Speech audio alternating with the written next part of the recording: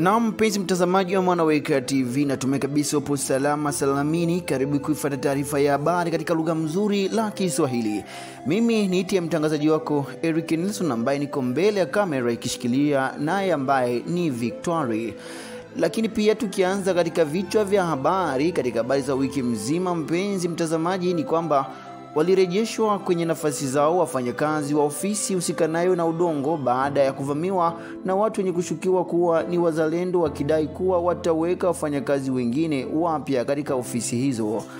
Lakini pia katika habari tulizokuwa nazo, mpenzi mtazamaji, ni kwamba kuanzishwa mara tena kwa shughuli za shule mjini tarafa la Uvira imepangiliwa Jumatatu hii Machi 17 mwaka 2025. Huyo ni wito uliofanyika naye waziri aliyehusika naye na elimu katika mkoa wa Kivu Kusini.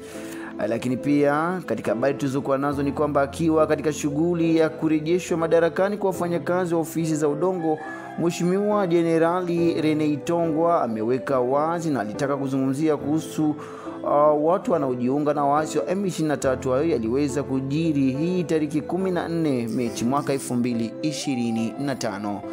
Lakini pia habari tulizokuwa nazo, mpenzi msikilizaji na mtazamaji, ni kwamba wakaaji wa jiji la Uvira wanaitwa kujihusisha na shughuli zao mbalimbali za maisha kama kawaida, kwa sababu hali ya usalama iko mikononi mwa wazalendo. Hayo na mengine, karibu kuwa nasi mwanzoni hadi tamati. Moja kwa moja, mpenzi mtazamaji, tukianza katika habari zetu tulizokuwa nazo ni kwamba walirejeshwa kwenye nafasi zao wafanyakazi wa ofisi usikanayo na udongo baada ya kuvamiwa na watu wenye kushukiwa kuwa ni wazalendo, wakidai kuwa wataweka wafanyakazi wengine wapya katika ofisi hizo. Shughuli hizo ziliweza kurejeshwa na kukatishwa baada ya watu hao kuwanyang'anya vitu kama muhuri.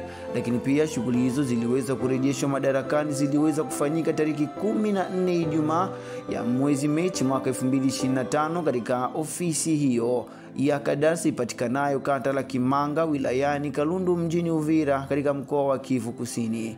Kwake kiongozi wa wazalendo Jenerali Rene Itongwa amelaani sana na kitendo hicho cha uzalilishaji kilichofanyika katika ofisi hizo. Tumsikilize Rene Itongwa kwenye vipaza sauti na kamera ya TV Mwanaweka.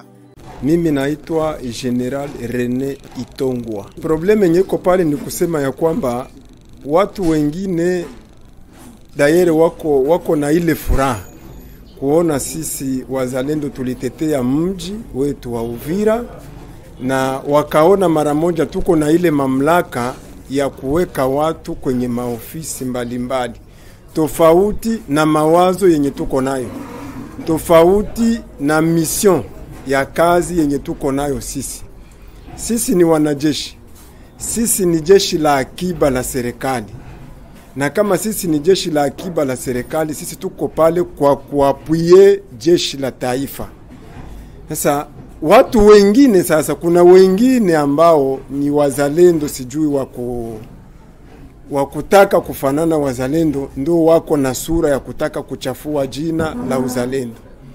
Ikiwa leo tuko hapa ni kwa sababu ya kutetea nchi, na nchi tunaendelea kuitetea na tutaendelea kuitetea. Maamuzi tutaichukua kama wanajeshi, na maamuzi ya kwanza yenye tulifanya hapa ni ya kuja kurudisha wenye nafasi zao pa nafasi zao. Sisi hatukukuja hapa kujiatake na maservisi za leta. Wakati watu walikimbia hapa Uvira, sisi tulibaki hapa kama wanajeshi, na wengine watumishi ambao walikaza roho ya kutokimbia tulibaki sote hapa. Kwa hiyo ikiwa sisi tuko hapa ni kwa kulinda, kukingia wale wote wenye kufanya kazi. Kwa hiyo kenye tunaomba sasa kwa wale wazalendo wenye wako na ile roho ya kutaka kuja kuweka watu tofauti na serikali, tutawakonsidere kama waenemi. Pisike mwenye tunajua leo iko naenda naweka watu kuma service ni Goma, balishatia gouverneur na ingine ma service Bukavu, Memema. Hapa Uvira akuyakuwa adui. Sasa wakati mtu anaanza onesha ile maalama ya kutoa watu kuma service na kuweka watu wengine, ule automatiquement ni ennemi na atakuwa traité comme ennemi. Kisi tuko napiganisha M23 tutampiganisha kama Kwake meya makamu wa jiji la Uvira, Mheshimiwa Kifara Kapenda Kiki, amesema pia sababu kuu iliyomsababisha awepo katika shughuli hizo, huku amelahani vikali na kitendo hicho. Mheshimiwa Kifara Kapenda Kiki kwenye sauti yake mbele ya vipaza sauti ya TV Mwana Wekaya. Tulikuja hapa kutia kutafuta kudekuraje benzetu wenye balitafuta kwa nguvu kuweza kushimika bila kalite, kushimika viongozi hapa kwa kadastre.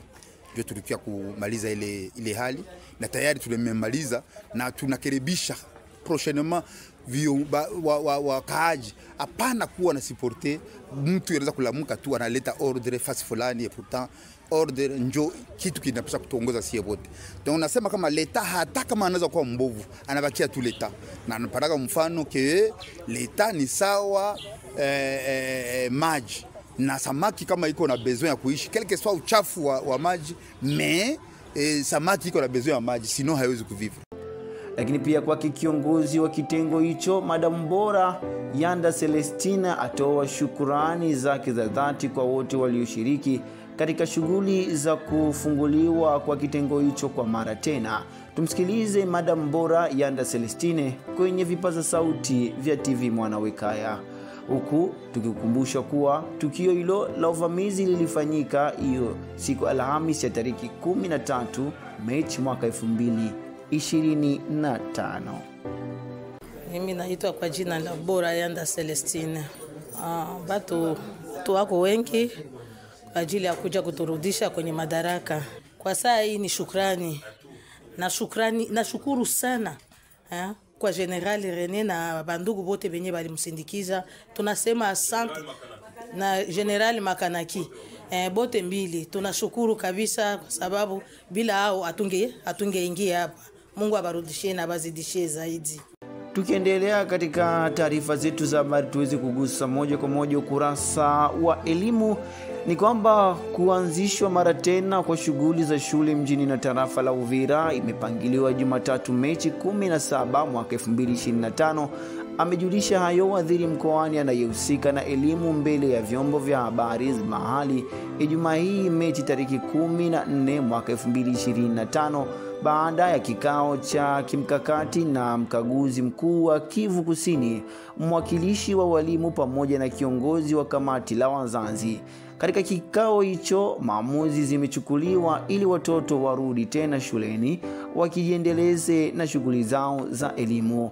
Waziri wa mkoani usikanaye na elimu Bibi Balemba Katerina kwenye microphone ya TV Mwana Wekaya, tumsikilize.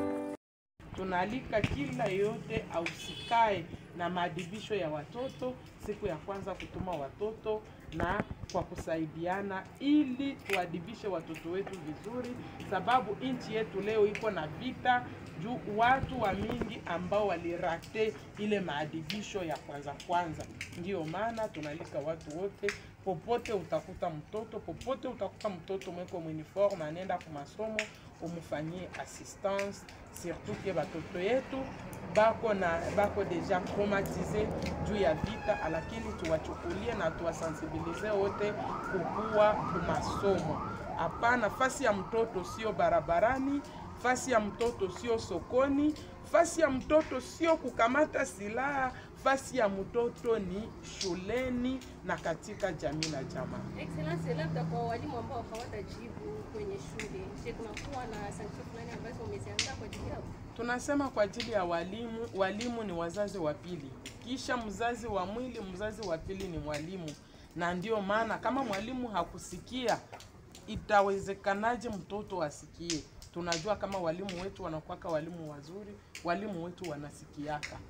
Japo wakuwe huko na huko kwenye walikimbilia, lakini tunawaalika na ni nyinyi kama wapasaji wa habari, hii habari itafika mpaka mbali. Kila kwenye mwalimu iko atasikia kama siku ya kwanza anapaswa kukua nafasi yake ya kazi, sababu japo hii yote, japo vita, serikali ya Kongo ilisema siwezi kuabandone walimu wangu. wanasema sie tumika na asile. Sasa utala namna gani na haukutumika? Watarudi wote shuleni na kwa kutumika, na ile kutumika maadibisho ya watoto wetu ndiyo inchi yetu ya kesho. Asante sana. Kiswahili unaweza kufuatilia matokeo ya hii mkutano wa leo. Umeongea nini na wanaosimamia mambo ya matokeo ya hii kikao ya leo pamoja na wenye kusika na maadibisho? Matokeo ilikuwa ya kusema kama sisi wote siku ya kwanza tariki 17 mwezi wa 3, watoto wote wa tarafa non seulement ya Uvira mais yote ya province educationnelle ya Sud Kivu 2, watoto wote waende kumasomo. Na ni apele yenye tunapatia wale wote wenye kusika na usalama, wale wote wenye kugombana, ya kujua kama watoto sio sible ya mapigano. Watoto ni wa malaika, watoto ni mali ya nchi na tunapaswa kuwaproteje. Ndio maana tunaita Kwa swala la shule zingine ambazo bado zinamilikiwa na maaskari jeshi la FARDC na wazalendo tarafani Uvira, mkaguzi mkuu wa jimbo la Kivu Kusini ameweza kueleza uwepo wa kutokuruhusu watoto kuendelea na shule kutokana na uhaba wa nafasi na usalama mdogo unaoendelea kutanda maeneo hayo. Lakini pia kwa upande wake pia meya wa makamu wa jiji la Uvira Kifara Kapenda Kiki amehakikisha raia ya jiji la Uvira kwamba hatua zote tayari zimechukuliwa kwa kuanzisha mara tena shughuli za shule. Mheshimiwa Kifara Kapenda Kiki yuko kwenye microphone ya TV Mwana Wekaya. Province yetu ilikuwa kwa muda kuja juu tushughulike juu ya kurudia activite shaanza, mais masomo bado haianza. Juu ya kuevite ke batoto bakuwe penalize hii mwaka, tumesikilizana na tumeamua kama masomo yanze tangia siku ya kwanza.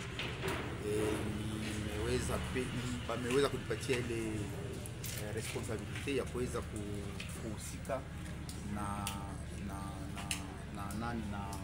security ya watoto, na nafikiri kama wa conditions zote ziko ready, tutafanya vyote de façon que watoto wakuye salama masomo ya kwanza. Endelea na taarifa yetu ya habari katika TV Mwana Wekaya. Mpenzi msikilizaji na mtazamaji, ni kwamba Jenerali Itongwa Rene akiwa katika shughuli ya kurejeshwa madarakani wafanyakazi wa ofisi za udongo amepata wasaa wa kuzungumza kuhusu watu wanaoshakiwa na wanaojiunga na waasi wa M23. Hayo yaliweza kujiri hii tariki 14 mwezi Machi mwaka 2025. Akiwa mbele ya vyombo vya habari, Jenerali Rene Itongwa aliweza kuzungumza mbele ya microphone ya TV Mwana Wekaya. Mheshimiwa Jenerali Rene Itongwa, tumsikilize akizungumza. Hapa mvile ya Uvira infiltration iko naendelea. Kuko watu wa ndugu zetu, anaweza kuwa mloko yangu, ni Babembe, Bafuleru, Bavira, Banyindu, kabila zote wanajiingiza mu M23. Mission ya M23 ni kuya biko nenda banaua watu. Ma strategie zabo za kumetrize mungini, strategie ya kwanza ni ya kuua watu. Na biko nenda banaua watu, wakifika hapa banajua no, huyu alikuwa naongea na Rene, huyu alikuwa naongea na Makanaki, huyu ndio watu biko nenda banauawa. Kote kwenye banatokea huko mpaka hivi Goma bangali banaua watu. Bukavu bangali naendelea kuua watu. Na hapa ndo mission yenye walikuwa nayo. Vitendo vyenye vilifanyika hapa ni vitendo vilihuzunisha sana. Tunaomba kwa mtu yeyote mwenye anaungana na M23, tunajua kama ule mtu ni muuaji. Kwa hiyo na sisi tutamtrete kwa kumuua. Hii ni kipindi cha kuuana, kuisikia benzetu wanakuya na mission ya kuuana. Kwa hiyo gisi wanakuya mission ya kuuana, tutajibu kwa mauaji. Wanakuja kwa mission ya risasi, tuko na jibia risasi, tuko na jibiana deja. Me kwa population yenye iko Uvira, yeyote mwenye atajiingiza ku M23, wengine tuisha wajua, wasishangae tunaanza uwana mchana hapa. Pia aligusia swala mzima la mivalio kwa wanawake ambako amewataka wazalendo kuacha uhuru, lakini pia na kuwaweka mtu kwa wazi na kuweka kila mtu awe huru kwa kuvaa anachokitaka bila kunyanyaswa na mtu yoyote. Jenerali Rene Itongo kwa mara nyingine amepanda kwenye microphone ya TV Mwanawekaya. Message ya kwanza. Ya pili, tunaambia watu kusema ya kwamba vile ya Uvira iko yenye kulindwa na itaendelea kulindwa. Tulishatoa komunike ya kukataza bazalendo kuzunguruka masoko. Mwenye anasikia njala uongozi huko, banakuja kwenye uongozi, sisi tunakosa mboga, tunakosa bunga, tunakosa chakula, bafike kwenye uongozi. Bakifika kwa makanaki, bafike kwa Rene iko, bafike kwa Kashumba, tutajua gisi ya kujere hiyo dossier. Mebale bakuzunguruka mwingine tunakataza. Tulitoa komunike ya kukataza kuambrie banamuke. Jua anavala pantalo, anavala jipe, tulikataza kile maneno. Mwanamuke atembee, kila mtu ajichunge, maamuzi iko kwa Mungu. Ama maamuzi iko kwa sheria yenye iko. Ikiwa sheria ya leta nasema mwanamuke asivale pantalo, tutaexecute ile sheria. Na kama sheria haiyaruhusu na sisi haturuhusu. Kwa hiyo yeyote ule mwenye ataona banamnyanyasa kwa hiyo haki yake, tulipanaka nimero anapaswa kuita, azimie tachukuliwa zidi ya ule mtu. Hiyo ni mafupi yenye tulipenda kusema. Na tukiendelea na taarifa yetu ya habari, mpenzi mtazamaji, tukibaki katika jiji la Uvira ambako wakaaji wa jiji la Uvira wanaitwa kujihusisha na shughuli zao mbalimbali za maisha kama kawaida, kwa sababu hali ya usalama iko mikononi mwa wazalendo. Huo ni wito wake Jenerali William Yakutumba. Alisema hayo mbele ya vyombo vya habari za mahali baada ya mzungumzo yaliyofanyika Jumanne Machi tarehe 12 mwaka 2025 kunako ofisi ya meya wa jiji ndani ya kata la Kimanga. Mazungumzo hayo ilijumuisha kwa upande mmoja delegation ya rais inayohusika na usalama na ulinzi, upande mwingine viongozi wa jeshi la wazalendo. Lakini pia Jenerali William Yakutumba amehakikisha kupambana vikali hadi kugomboa mji wa Bukavu na Goma hadi na vijiji vingine kama vile Bunagana na vinginevyo. Huyu ametoa wito kwa raia kulinda ukimya na kutoa hofu, kwa kuwa ye mwenyewe yuko kwenye mstari wa mbele katika uwanja wa mapambano kuhakikisha kila mkongomani anaishi katika usawa na usalama. Jenerali William Yakutumba akizungumza kwenye microphone ya TV Mwanawekaya. Tunaweza sema kwamba hali ya usalama katika jiji la Uvira watu wajikute na amani, sababu sisi wenyewe tuko kwenye front na sisi ndio tunaona jinsi front inaendelea. Tunafunga front kwa ajili ya population ijikute iko huru na kazi zake. Population ifanye kazi kabisa, wasiogope chochote. Amani mji wa Uvira wajikute vraiment na amani. Najua kama muasi hataenda fasi vile angali pale Kamanyola, tunajua kama tutamshughulikia muda wa siku chache hizi ziko mbele na hata sogea. Ndio shabaha kubwa ya sisi kutoka Fizi kwenda kubaki kule. Kama tuko kule ni kwa ajili ya population ya Uvira na Fizi wajikute wako katika amani na waendelee na makazi zao. Kama tumaini usiku za usoni Bukavu tutafika, Goma tutafika na tutagomboa nchi yote. Hata Bunagana tutagomboa. Mimi na watoa woga. Mimi nasema kwamba mimi niko kwenye mstari wa mbele. Kama tuko kwenye mstari wa mbele tunajua kipi tunakifanya kule. Ile isiwaogopeshe watu. Mipango ya jeshi ni mipango ya jeshi. Halo, kama wangali pale Kamanyola, tunajua mipango gani tunawachukulia kwa ajili ya kuwaondoa pale. Hiyo mipango ya jeshi hatuwezi kuwaambia nyinyi. Tukiendelea na taarifa yetu ya habari, mpenzi msikilizaji, moja kwa moja tujielekeze katika habari za shirika la usambazaji wa maji ambako kamati ya kimataifa ya msalaba mwekundu CICR imechangia lita 6,000 za mafuta na dawa ya maji kwa shirika la maji safi Regideso Uvira. Lengo lilikuwa kukabiliana na shida nyingi za kiafya wakati huu mgumu unaotokana na hali ya usalama mdogo mashariki mwa DRC na kwa ujumla na jijini la tarafa la Uvira kwa upekee, ambapo magonjwa ya kipindupindu imeendelea kusababisha kesi nyingi za wagonjwa na vifo katika jiji hili. Zawadi hiyo ya mafuta imetolewa Jumatano hii Machi 12 mwaka 2025 kwenye ofisi ya shirika la Regideso Pamulongwe mjini Uvira. Bwana Jibril Diallo, mkurugenzi wa ofisi ya shirika ya Msalaba Mwekundu mjini Uvira, alithibitisha kwamba dawa hiyo ya maji itasaidia kufanya maji kuwa masafi zaidi.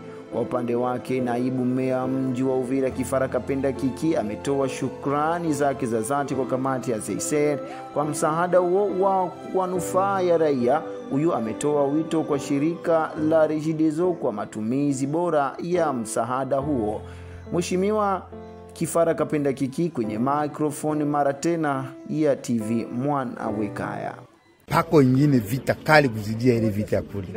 Kama leo tunaanza kupata habari mbalimbali kama kolera inaanza kuinuka. Kolera inaua kushindia metali sasa. Ndio maana hatungeweza kubakia nyuma. Kuya kumremercier partenaire wetu CICR kwa msaada anatoka kwa Regideso, na tunatangazia wakaaji kama antuka mwa hii siku wako na difficulty ya maji gisi wanatoka kupanda na mazutu na vingine vya ingredient. Nafikiri hali tunasikia sababu tunashukuru, na ndio maana tuliambia watu wa Regideso nao wako na maisha ya wakaaji mikono yao. Donc isikuwe seme hii wanapata hapa inakuwa sasa ya kwao. Donc il faudrait à ce que quelque part là sisi wote tuko na ile responsabilité ya kuweza kuchunga hii don. Lakini pia kwa upande wake aliyenufaika na msaada huo, mganga mkuu katika hospitali hiyo alitoa neno lake la shukurani kushukuru shirika hilo la CICR kwa kujibu vema kwa mahitaji yao. Huyu ameendelea kutoa wito kwa watu wote ambao wanakuwa na moyo mwema kuendelea kwa support kwa kipindi hichi kigumu ambako hospitali inahitaji mahitaji mengi. Tumsikilize Dr. mkurugenzi mganga kwenye kitengo hicho kwenye hospitali hiyo kuu akizungumza kwenye microphone ya TV Mwana Wekaya. Tunafurahi sana leo na tunakuwa na wafadhili wetu tunaita CICR mwenye alituwazia kisha mazungumzo naye kutupatia hii tunaita karburant au mazuti kusudi tusikose umeme hapa kwa hospitali kuu yetu ya Uvira. Tunafurahia ile zawadi sana, kwani itatusaidia kabisa na hii wakati yenye tulipita mu hali mbaya sana mji wetu wa Uvira. Na ni hapo kabisa, mpenzi mtazamaji wa Mwanaweka TV, tunafika mwisho wa taarifa yetu ya habari katika lugha mzuri la Kiswahili.